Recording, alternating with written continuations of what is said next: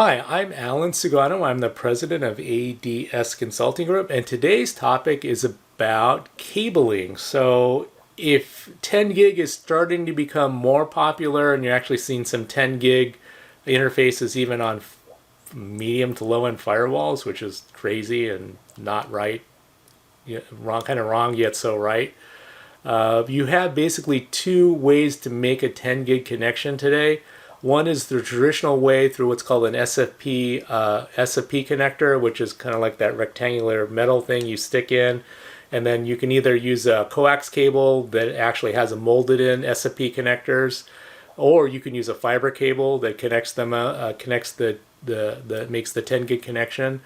The newer way to do it is with a Cat8 cable, so it's called 10 gig base T. Cat8, so that's one step above Cat7, is basically a regular twisted pair cable that's shielded. It has at least a shielded connector, and the cables are much less expensive than the SFP connectors. The SFP connectors, depending on where you source them, might average, if you don't do a third-party knockoff, are going to still cost you like $100 a connection, and if you're doing fiber, it'll probably be more expensive. The equivalent Cat8 cable is about, depending on the length, could be maybe $10 a cable if you buy them in bulk. And let me think about that. Yeah, $10 is definitely less than $100, so you could buy 10 cables for the price of one.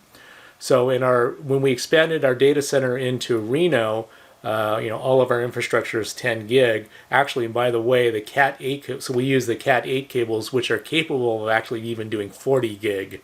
Yeah, 40 gig, which is just crazy. So you may want to consider doing that. If you are doing a shorter run with a Cat8 cable, and I mean shorter run, and you're just doing it in the rack, for example, and you don't need anything longer than about 3 meters or roughly about 10 feet, 9 feet, and a little over 9 feet, consider getting the slimline cables of Cat8.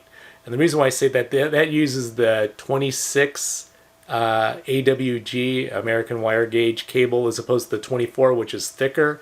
And the advantage of that is that if you use the non-slim cables on Cat8, the cables are thick, and I mean like the diameter of my index finger thick, and they're hard to work with. They're hard to bend. They take up a lot of space.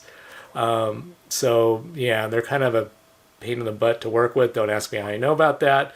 So for our switch upgrade that we're doing currently in Vegas, we actually got the slimline cables, which are, okay, they're slightly thicker than a Cat7 cable, but arguably way easier to work with than the Cat8 cables that are non-slimline, which are, again, like fatty cables. They're thicker actually than a power cable and they're much stiffer than a power cable, and they're kind of not fun to work with. So that's our tip of the day. If you're considering going 10 gig and you don't have any existing legacy infrastructure in place, consider using Cat8 with 10 gig base T.